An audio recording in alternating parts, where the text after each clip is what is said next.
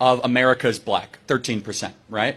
Yes. What percentage of the murders in America are committed by black people? It's 50%. It's 60%. 60. So maybe when you do 60% of the killings and you're 13% of America, more cops should be around your neighborhood. Our different worldviews. You look at cops as if they're there to catch you and get you. We look at cops as they're there to protect and serve and help us. So you have a population that dads are not around, that is very, very murderous per population capita, that is very violent, more likely to be involved in gangs. And we, as conservatives look at that and we say, wait a second, like the problem is within the community. The problem is not the government. The problem is not the culture. The problem is not the history. Instead, really what needs to happen is black leadership, black pastors, and black dads need to go into the black community and say, we're better than this. Cut the killing, cut the violence. Now, I know some of y'all want to make Charlie Kirk, or shall I say Charlie Jerk, a hero, now that he's no longer with us. But let me be crystal clear. This is the same man who spewed out racist rhetoric, twisted statistics, and trafficked hate on a constant basis. And the word says it plain. What you sow, you shall reap. Galatians 6 and 7. But isn't it funny? Charlie always loved addressing wide-eyed college kids who didn't have the historical depth to clap back. But you never saw him go toe-to-toe with someone who actually knows facts, the figures, and the history, the full truth. That's because when real receipts show up, his cherry-picked percentages collapse like a house built on lies. But Charlie's favorite trick was to wave these numbers like they were the gospel. Blacks are 13% of America, but commit 50 to 60% of the murders.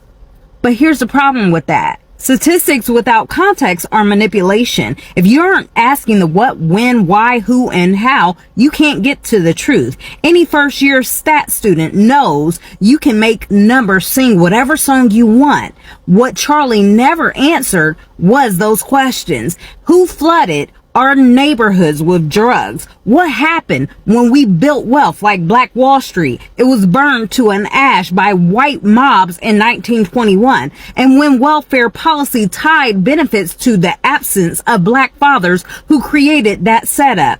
Who was it, Charlie?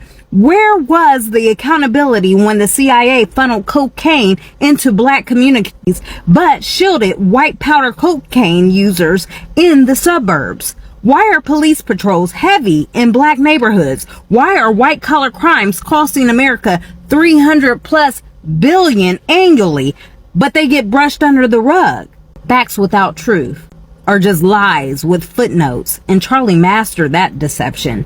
You created the problem and then you blame the victim. See, Charlie loved to say black homes don't have fathers, but baby, who scripted that? Because y'all are the masters of baby daddies. Y'all government, your policy removed the black men from the home by tying welfare aid to father absence. And then criminal injustice system caged the black man for standing on corners while white crime in suburbs was quietly ignored. Then you all have a targeted sabotage, right? Every time a black prosperity rose from Tulsa to Rosewood, white mobs destroyed it with state sanctions. And now you want to cry about statistics? Please.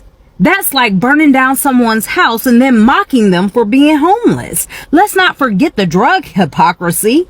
Crack in black neighborhoods, harsh mandatory sentence, and then you have the purity of cocaine in white suburbs, and then they get light sentence, rehab, and probation. Charlie never addressed how America criminalized black pain while medicalized white pleasure. That's not justice. It's systemic sabotage. Charlie had the nerve to say, we see cops as protectors. You see them as predators. Of course you do. Policing was born from slave patrols. In white neighborhoods, police are community helpers. In black neighborhoods, they're overseers enforcing oppression. That's not paranoia. That's just historical record. So here's the real question. Who really owns America's history of violence? I want to add some truth from scholars who've studied this subject a little bit deeper than Charlie's sound bites, shall we? Because someone had the nerve to ask the questions, are there trends in black community, crime, and illegitimacy that explains their condition compared to whites? That's laughable. See, the answer, my friends, are a clear no. See, the whole narrative is propaganda, because when you actually ask which community in America has the greatest history of violence, well, the answer is unquestionably white Americans.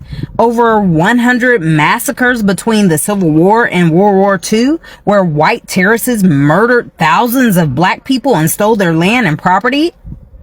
What about lynchings, race riots, church bombings, and state-sanctioned terror? What about colonial genocide, indigenous dispossession, and slavery itself? And so when Charlie parroted black illegitimacy, black criminality, he wasn't spitting facts, sir. He was spitting propaganda manufactured by the right with no foundation in truth. See, here's the bigger picture. The America's true murderers. You point at black violent crime, but conveniently you forget white collar crime, fraud, embezzlement, insider trading costs Americans almost 300 billion plus annually, far more than street crime. And what about these school shooters, serial killers, domestic terrorists, pedophilia, overwhelmingly white? What about colonialism, genocide, slavery, the ultimate gang activity, except you call it manifest destiny?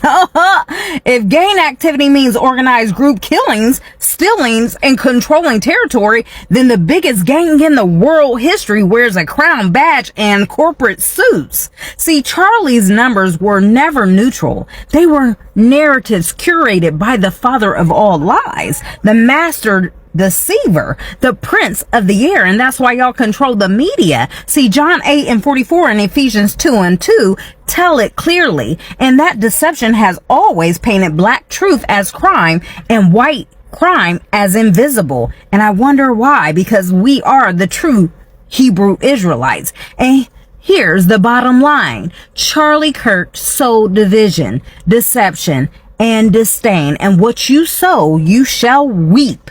So no, Charlie Kirk will not be remembered as a hero.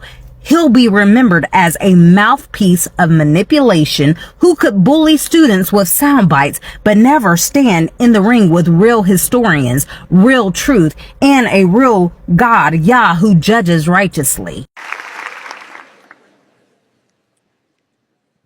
Subscribe to this channel